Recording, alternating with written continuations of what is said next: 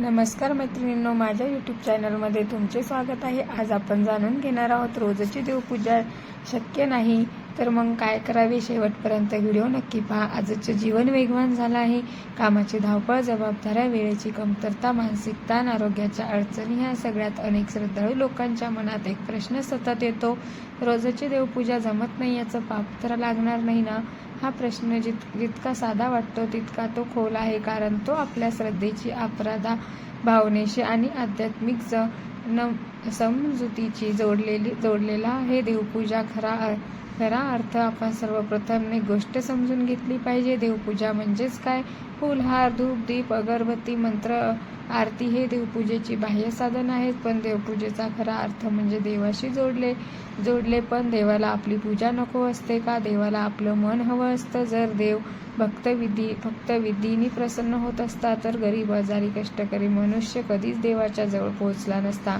पण देव तर सर्वांचाच आहे, तो मनाची भाषा समजतो। रोज पूजा न होण्यामागची कारणं। आज अनेक कारणामुळे रोजची देवपूजा शक्य होत नाही। सकाळी लवकर ऑफिस काम, रात्री थकवा, प्रवास, मानसिक अस्वस्थता, घरात पूजा करण्याची सोय नसणे, यापैकी कोणतेही कारण पाप नाही।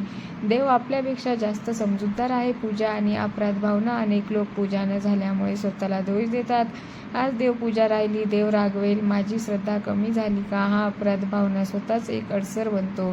देवाला रागवणं जमत नाही, पण आपण स्वतःवर रागवतो। पूजा रोज शक्य नसेल तर काय करावे? नंबर 1, मनात देवाला स्मरण करा।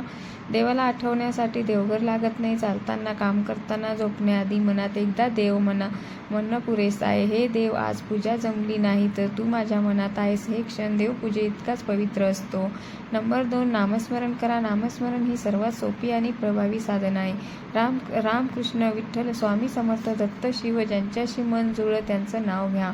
आंघोळ करताना, स्वयंपाक करताना, प्रवासात, झोपण्याआधी नाव घेतलं तर पूजा आपोआप होते। मनापासून कृतज्ञता व्यक्त करा। देवपूजा म्हणजे मागणं नव्हे तर आभार मानणं। दिवसातून एकदा तरी स्वतःला विचारा, आज मला काय मिळालं? विश्वास, अन्न, घर, माणसं, अनुभव हे सगळं देवाचं देणं आहे। देव धन्यवाद हे 2 शब्दही पूजा आहेत।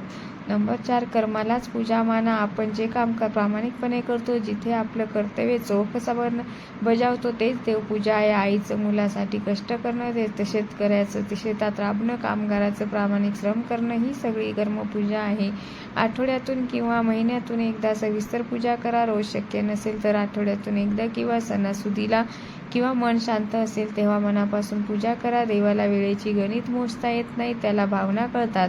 वाचन आणि चिंतन। देवपूजा म्हणजे फक्त देवासमोर बसणं नाही, संतांचे विचार वाचणं किंवा ओवी, एक अभंग, एक श्लोक हेही पूजा करणं।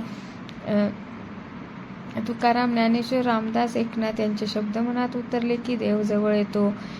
सेवा हाच खरा धर्म आहे। कोणाला मदत करणं, दुःखाती साथ देणं, भुकेलेला अन्न देणं, यात देव जास्त आनंदी होतो। देव मंदिरात कमी, माणसाच्या दुःखात जास्त सापडतो। देव आणि आपलं नातं, देवाशी नातं हे भिंतीवर नाही तर विश्वासावर असायला हवं। जसं आई आपल्या मुलावर रागवत नाही तसं देव आपल्या भक्तावर रागवत नाही।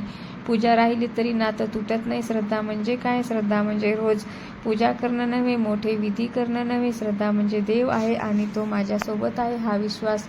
मन शुद्ध असणं महत्त्वाचं। काही लोक रोज पूजा करतात पण मनात राग, द्वेष, मत्सर ठेवतात।